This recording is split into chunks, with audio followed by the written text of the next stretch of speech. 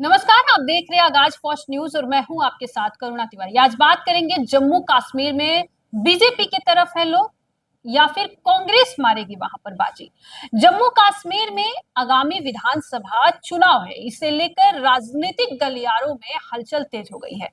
यह चुनाव इसलिए भी अहम है क्योंकि अनुच्छेद 370 के हटने के बाद यानी निरस्त होने के बाद पहली बार जम्मू कश्मीर में विधानसभा का चुनाव होने वाला है।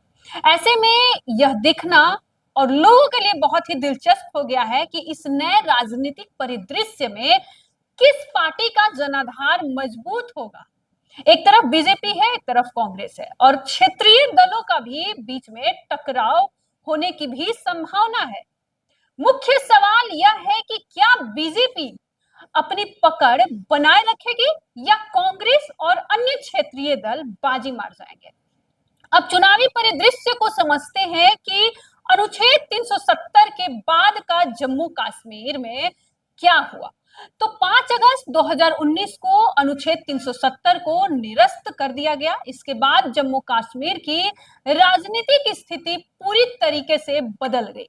राज्य का विशेष दर्जा समाप्त हो गया और इसे केंद्र शासित प्रदेश में बदल दिया गया मोदी सरकार द्वारा। आपको बता दें कि अनुच्छेद 370 को हटाने का बीजेपी ने जोरदार समर्थन किया और इसे अपने चुनावी एजेंडे में शामिल भी किया। बीजेपी का दावा है कि इस कदम से राज्य में विकास और स्थिरता के नए द्वार खुल गए हैं, जो कि आज पूरा देश यहाँ हो रहे बदलाव को भी देख रहा है और साक्षी है। बीजेपी के लिए अनुच्छेद 370 का निरस्त होना एक बड़ी चुनावी उपलब्धि है, खासकर जम्मू क्षेत्र में जहां इस फैसले का व्यापक स्वागत किया गया था। हालांकि कश्मीर घाटी की अगर बात करें तो इसके विरोध में आवाजें आज भी उठती है, उस समय भी उठी थी, लेकिन आज भी 6 साल बाद इस विरोध का फायदा कांग्रेस और अन्य क्षेत्रीय दल आज भी कोशिश कर रहे हैं उठाने की। वहां की क्षेत्रीय दल है एनसी और पीपुल डेमोक्रेटिक पार्टी, यानी कि जैसे स्थानीय पार्टी जो है वहां अनुच्छेद 370 की बहाली की मांग दोबारा से कर रही है और इसे चुनावी मुद्दा भी बना रही है। अब आपको समझना होगा कि बीजेपी का चुनावी एजेंडा क्या है, बड़ा ही महत्वपूर्ण सवाल है। तो बीजेपी जम्मू कश्मीर में अपने विकास के एजेंडे पर चुनाव लड़ रही है, जो कि पूरे देश में भी था। पार्टी का कहना है कि अनुच्छेद 370 के हटने के बाद राज्य में विकास की गति हर दिन तेज हुई है। केंद्र सरकार ने यहाँ कई विकास योजनाओं को भी लागू किया और शुरुआत भी हो चुका है। इनमें से है सड़क, बिजली, पानी और स्वास्थ्य सेवाओं में सुधार के प्रयास शामिल है। लगातार वहां पे काम हो रहे हैं। इसके अलावा जम्मू में बीजेपी का समर्थन आधार मजबूत है, खासकर हिंदू बहुल इलाकों में जहां पार्टी के राष्ट्रवादी और विकासवादी एजेंडे को व्यापक समर्थन मिल रहा है। बीजेपी का प्रचार यह दर्शाता है कि राज्य में आतंकवाद पर काफी हद तक काबू पा लिया गया है। कहीं ना कहीं यह सुरक्षा की स्थिति में भी सुधार हुआ है। जम्मू कश्मीर है, प्रधानमंत्री नरेंद्र मोदी की लोकप्रियता को भी बीजेपी अपने पक्ष में रखने की पूरी कोशिश कर रही है और साथ ही जम्मू कश्मीर में चुनावी प्रचार के दौरान पार्टी डबल इंजन की सरकार के सहारे पर यानी नारा देने पर जोर दे रही है, जिसमें केंद्र और राज्य दोनों में बीजेपी की सरकार होने से विकास को बढ़ावा मिलने की बात कही जा रही है। बीजेपी चाह रही है कि वहां पर हो। अब समझना होगा कि जो कांग्रेस है वो धर्मनिरपेक्षता और सामाजिक न्याय पर जोर देकर जम्मू कश्मीर में अपना अस्तित्व बना पाएगा। कांग्रेस जो है, तो कांग्रेस के लिए जम्मू कश्मीर का चुनाव आसान नहीं होने वाला 370 का हटने के बाद, लेकिन पार्टी अपनी परंपरागत धर्मनिरपेक्षता और सामाजिक न्याय के मुद्दे को उठाकर मतदाताओं को आकर्षित करने की कोशिश कर रही है, जो कि लोकसभा चुनाव में भी की थी। कांग्रेस ने जम्मू कश्मीर में धारा 370 को हटाने का विरोध किया था, तो वही अब इसी मुद्दे को चुनावी एजेंडा बना लेगी। कांग्रेस की रणनीति मुख्यतः कश्मीर घाटी पर केंद्रित हो सकती है। कहीं ना कहीं जहां मुस्लिम समुदाय अधिक है और अनुच्छेद 370 के निरस्त होने से यानी कि हट जाने से नाराज है। हालांकि कांग्रेस को यहां नेशनल कॉन्फ्रेंस, एनसी और पीडीपी जैसी क्षेत्रीय पार्टियों से कड़ी टक्कर का सामना भी करना पड़ सकता है। यदि कांग्रेस इन दोनों दलों के साथ महागठबंधन करती है तो यह बीजेपी के लिए एक बहुत बड़ी चुनौती पेश कर सकती है। समझने वाली चीज है, जम्मू क्षेत्र में कांग्रेस को बीजेपी को मजबूत के जनाधार से टकराना पड़ेगा। यहाँ कांग्रेस को अपने पुराने वोट बैंक को वापस पाने के लिए एक नए मुद्दे और रणनीतियों के साथ यहाँ पर तैयारी करके आनी होगी।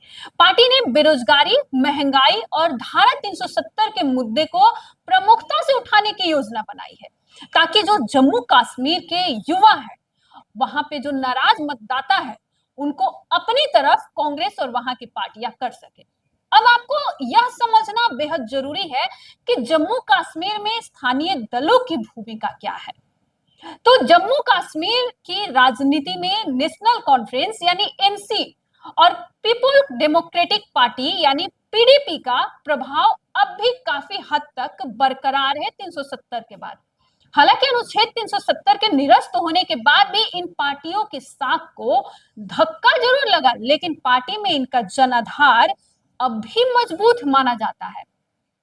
देखिए, आपको बता दें कि दोनों पार्टियां बीजेपी के खिलाफ चुनाव लड़ेगी और धारा 370 की बहाली को चुनावी मुद्दा भी बनाएगी, बहुत बड़ा मुद्दा बनाएगी। नेशनल कॉन्फ्रेंस के नेता जो है फारूक अब्दुल्ला और अमर अब्दुल्ला के साथ पीडीपी के नेता महबूबा मुफ्ती ने अनुच्छेद 370 के निरस्त होने का कड़ा विरोध भी किया था और उन्हें हटाया भी गया था, और वे इसे चुनावी प्रचार का मुख्य आधार बना रहे हैं। अगर ये दोनों पार्टियां कांग्रेस के साथ गठबंधन कर लेती है तो कश्मीर घाटी में बीजेपी को मुश्किलों का सामना करना पड़ सकता है। हालांकि घाटी में यह एक सच्चाई यह भी है कि मतदाताओं के बीच निराशा और गुस्सा है और स्थानीय पार्टियों को लेकर है। कहीं ना कहीं जो स्थानीय पार्टियां हैं उनके खिलाफ है। विरोध प्रदर्शन की राजनीति तक ही लोग सीमित नहीं रहे हैं, बल्कि विकास और रोजगार के मुद्दों पर भी ध्यान देना होगा। घाटी के मतदाताओं को विश्वास दिलाना होगा अब इन पार्टियों की कि सबसे बड़ी चुनौती यही होगी। अब यह जानना बेहद जरूरी है कि जम्मू कश्मीर जो है कि युवा क्या चाहते हैं, उनकी क्या भूमिका होगी इस चुनाव में। तो जम्मू कश्मीर के आगामी जो विधानसभा चुनाव है, युवा वर्ग की बेहद अहम भूमिका होगी। कांग्रेस और क्षेत्रीय दल को यह हो सकता है कि 370 का मुद्दा युवाओं के बीच नहीं चलेगा, इसीलिए उनको कई और भी मुद्दा उठाना पड़ेगा। अब वो आखिर मुद्दा क्या हो सकता है? तो राज्य में बेरोजगारी का मुद्दा, और इसे लेकर कांग्रेस और क्षेत्रीय दल के जो सरकार के खिलाफ युवाओं को कर सकती है। बीजेपी के लिए चुनौती यह होगी कि यह विकास के नाम पर युवाओं को अपने पक्ष में करे, जबकि कांग्रेस और अन्य दल की बात करें तो बेरोजगारी को बड़ा चुनावी मुद्दा बनाकर बीजेपी के खिलाफ माहौल बना सकती है। तो वहीं केंद्र सरकार ने हाल के वर्षों में रोजगार और सृजन की दिशा में भी कुछ प्रयास किए हैं, लेकिन राज्य में बेरोजगारी की दर अब भी उच्च स्तर पर है, खासकर कश्मीर घाटी में, जहां पर युवाओं की एक बड़ी संख्या वहां पर अभी भी है, अब भी बेरोजगार है वो। यह मुद्दा चुनाव में प्रमुखता से उठ सकता है। अगर कांग्रेस और क्षेत्रीय दल इस मुद्दे को प्रभावी ढंग से उठाते हैं तो वे बीजेपी के लिए मुश्किलें खड़ी कर सकते हैं, बहुत बड़ा मुद्दा बन सकता है। अब बात आती है कि सुरक्षा और आतंकवाद का। तो जम्मू कश्मीर की राजनीति में सुरक्षा और आतंकवाद का मुद्दा हमेशा से उठता रहा है और प्रमुख रहा है।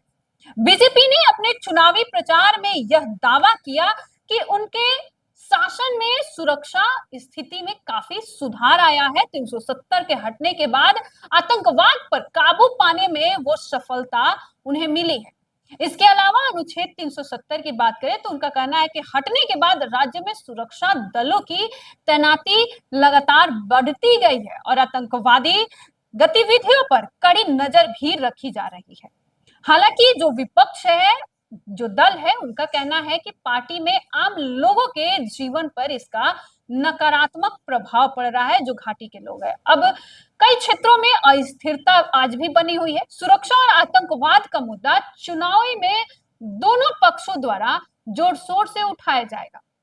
जम्मू कश्मीर है तो बीजेपी इसे अपनी सफलता के रूप में प्रस्तुत करेगी, जबकि कांग्रेस और स्थानीय दल इसे राज्य की अस्थिरता और सरकार की नाकामी के रूप में युवाओं के बीच दर्शाएंगे। अब जम्मू कश्मीर का विधानसभा चुनाव बीजेपी और कांग्रेस के लिए एक बड़ी चुनौती है। अब बात करते हैं कि बीजेपी राष्ट्रवाद, विकास और अनुच्छेद 370 के निरस्त होने के लाभों पर जोर दे रही है, लोगों को बता रही है, जबकि कांग्रेस और स्थानीय दल के जो नेता है धारा 370 की बहाली, बेरोजगारी और सुरक्षा के मुद्दों को प्रमुखता से उठाने की पूरी कोशिश करेंगे। जम्मू कश्मीर में बीजेपी की पकड़ मजबूत हो गई है, जबकि कश्मीर घाटी में कांग्रेस और स्थानीय दलों का प्रभाव अब भी बना हुआ है। अब ऐसे में यह देखना दिलचस्प होगा कि क्या बीजेपी अपनी चुनावी रणनीति के जरिए घाटी में अपनी स्थिति को सुधार पाती है, या फिर कांग्रेस और क्षेत्रीय दल मिलकर उसे कड़ी टक्कर देंगे। तो यह था आज का विश्लेषण। आपको कैसा लगा हमारा यह विश्लेषण? कमेंट करके जरूर बताएं। धन्यवाद।